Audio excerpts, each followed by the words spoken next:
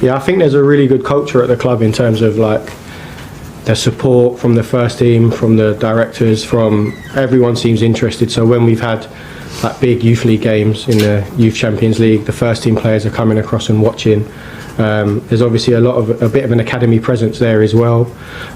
So I met with a few of the individuals beforehand, but I was officially introduced this morning. And Did your pass let you in? It did, yeah. It got changed to let me in. Yeah. So and it's in all honesty, it's exactly the same as wherever you work. Like we're all in it for the same reason. We all love football, and we're here to support them. And training was really good today, and it was a really good energy. And the lads have been brilliant. The staff at the club have been brilliant. So we can't ask for any more. In terms of the players, I mean, playing for Chelsea, they're well used to what goes on and the numbers of managers that are in or out. But how are they? You said good energy. I mean, you know, they're going to talk about what's happened. It's been an extraordinary, dramatic sort of 24 hours in this club. What sense did you get from them? You don't know what to expect really, but the energy and enthusiasm in training was exceptional today. They seem really focused. They're really driven, hungry. They know we've got a massive game on Sunday and we're going to have to be at our best. So you can feel that. They're professionals. They've done this a long time. They've been here before. Reece has been brilliant. He's been a real leader in the group and supported the staff and the players. So you can't ask for any more. It just seems like a real focus for getting the best performance we can on Sunday. Just finally from me then, you've never been in charge of a senior game, and your first game is going to be Man City and you're taking on Pep. In any other walk of life or any other club, it's utterly bonkers, isn't it, to even imagine what Sunday's going to be like in your world.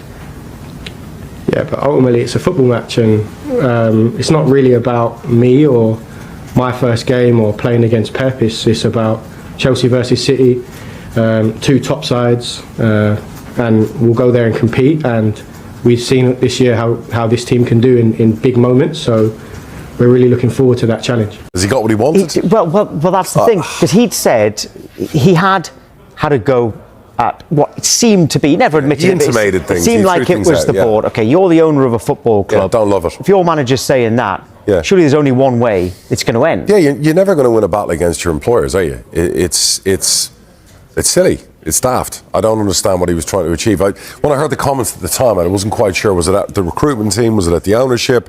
Now we're being told it's medical related. The last thing you want is a civil war at your football club with manager, coaches, staff, recruitment team. That's not a happy place. And really, I think he shot himself in the foot. Now, if he goes on to be the next Man City manager, like some people are intimating, if Pep steps away, he could be the one. You're seeing a lot of stuff come out now in the press, and I don't love that either, from both sides. But I'm not sure Chelsea have done anything wrong here. And I know the owners will probably get hammered. I know, the usual will come out and the press will bury them. But I'm actually thinking, no, this is all on the manager. At the end of the day, you took that job, you knew what the job entails. You've worked with a medical team, you've worked with everything there. I saw comments in the paper about he didn't have a centre half and he'd have to play his son. There was a joke that was made or whatever else. Well, you've got one of the best academies in the world. I know that personally. We've had players from their academy. So, again, I'm not going to feel too sorry for you. But really, I think that a lot of this is of his own making.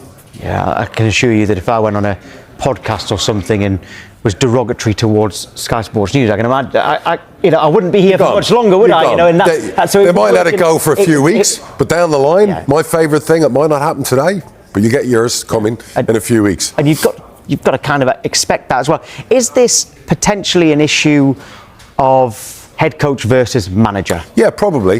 They're very different at times. It's really funny because my manager, Luke Williams, was always a head coach. And I've had to pull him a couple of times where he said in the press he's had to correct himself, because I made it clear to him a couple of weeks in the job. I was like, Gaffer, you're the manager of my football club. I don't buy into the whole head coach thing. Like, I want you involved in everything.